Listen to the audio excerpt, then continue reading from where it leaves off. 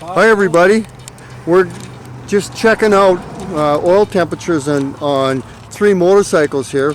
We have Alex Lee and we have Eric here and myself, Bud Clarke, and he doesn't have a temperature gauge on his bike, so we put a gauge in the tank, you know, just a temporary one. And this is what it's reading, 197, and we just went over a mountain pass, and well, it was about a 35 to 40 mile ride. So here are the motorcycles they all have oil buds on them, and they're 195 to 200 was the oil temperature in the oil tanks in all of them.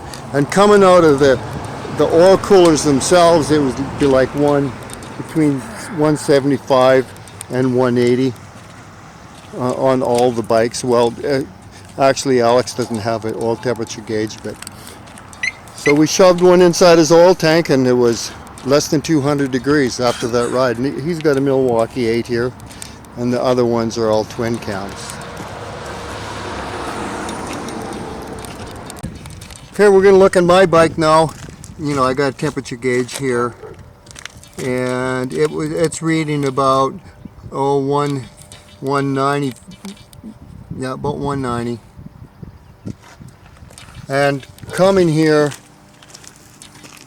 out of the oil cooler, it was like between 178 and 182 is the highest I've seen going over the pass.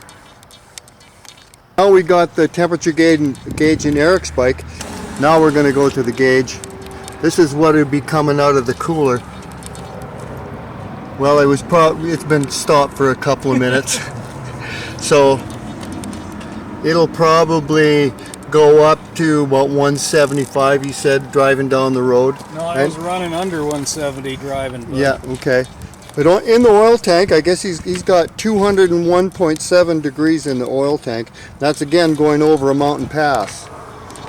So that's pretty good.